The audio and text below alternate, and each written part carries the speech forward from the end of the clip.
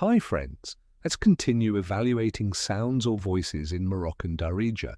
If you hear a loud sound, you say صوت قوي صوت قوي صوت قوي or we can say صوت مجهد صوت مجهد صوت مجهد if you hear a sound or voice is quiet, we can say صوت ضعيف صوت ضعيف صوت ضعيف or we can say صوت مهدن صوت مهدن صوت مهدن we can also say صوت هادي صوت هادي صوت هادي.